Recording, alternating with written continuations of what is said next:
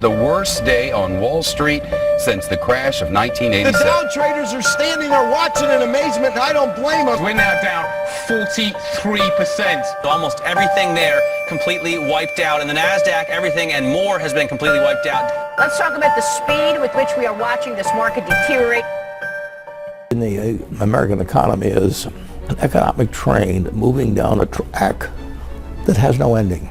And it picks up cargo and passengers as we go along. There's 330 million of us now, and there were only 4 million in 1790.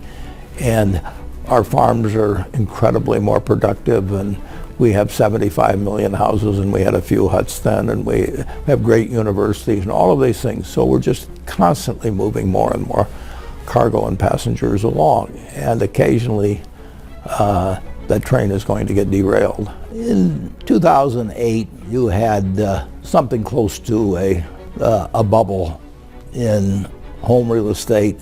50 million people had mortgages roughly at that time out of 75 million homeowners. When that bubble burst, it hit home to probably 40% of the households in the country, these people that had mortgages on their houses. And fear spread in the month of September 2008 at a rate that was like a tsunami. Who do you hold responsible for that?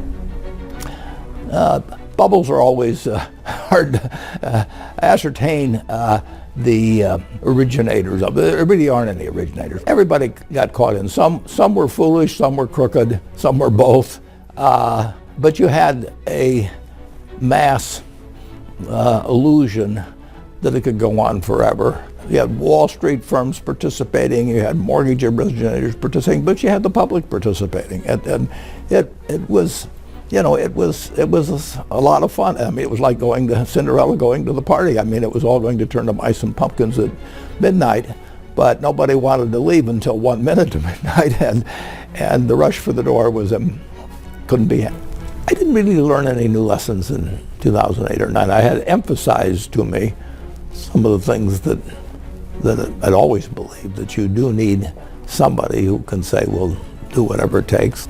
The U.S. government had to do the right things, not perfect things, but generally the right things, starting in September, and they did a fantastic job, actually, of getting the train back on the tracks. There was still damage for a long period thereafter, but it was really important to have fast action at that time, and we were very fortunate we had the leaders.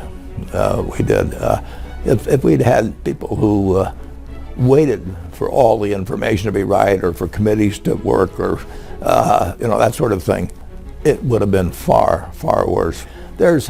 People talk about a fog of war, but there's a fog of panic too. And during that panic, you're getting inaccurate information, you're hearing rumors. If you wait till you know everything, it's too late.